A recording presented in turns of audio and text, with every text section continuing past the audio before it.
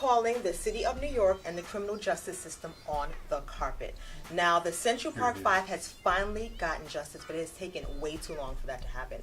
So for people who are unfamiliar, back in 1989, there was a Central Park jogger who got raped, unfortunately, and these 5 young men between the ages of 14 and 16 were convicted of the crime wrongfully. They did not commit it at all, and a few years later, quite a few years later, in 2002, they were finally exonerated when DNA of another inmate, that was the person who actually did the crime. So, now they are finally getting their due. They are getting a $40 million settlement from the city for the wrongful conviction. Well, the critical part with that is these kids were shook down, essentially. These were coerced confessions. Definitely. These are kids who, like many kids still today, unfortunately, we keep finding out about all these bad cops, these bad interrogation methods.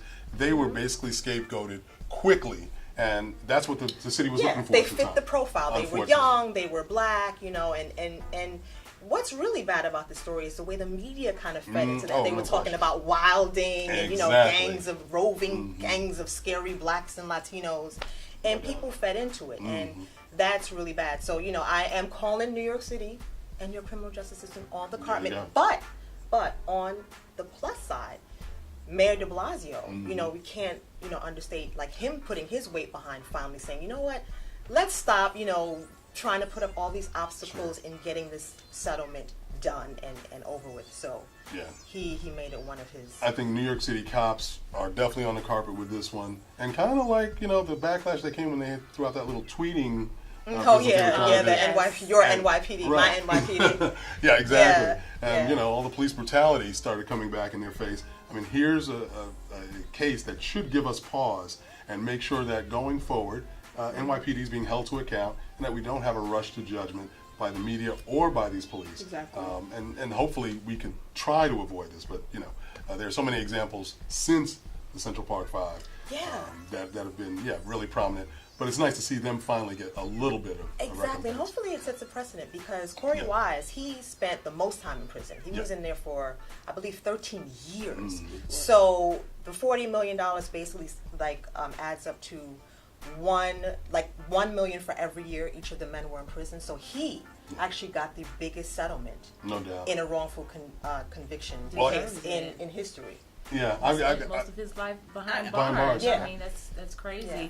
And it's just so ridiculous that they did not take the steps initially to do the DNA testing. I mean, that is very sad. It is. I'm going to say we're going to switch gears a little bit because I'm calling the city of Chicago on the carpet.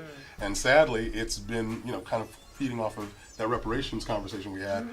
It's been a really sad and really incredulous operation that's been going on in most major cities around the country with redlining, with these housing discrimination cases, because this is the government that's taken on the burden of segregating blacks in these communities.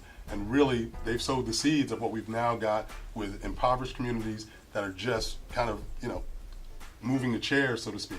No one's able to move out. You've got the breeding of these gangs, unfortunately, people dividing up territory that's not, quote unquote, worthy economically. And sadly, education is low. Obviously, getting a chance to go to college is low. These are things that have been weighing down the black community for many generations. And then people will say, oh, well, it's, why don't they just pull themselves up by their bootstraps? Right. Why don't they stop complaining about slavery, segregation? Why do they stop doing that? Right. And they're not really looking at the real things that have happened that have contributed to that. That's it. I mean, and that's really the fault of all of ours, that we don't put enough pressure. We don't demand enough from our press, and that's why the media really has to step up and make their voices heard again.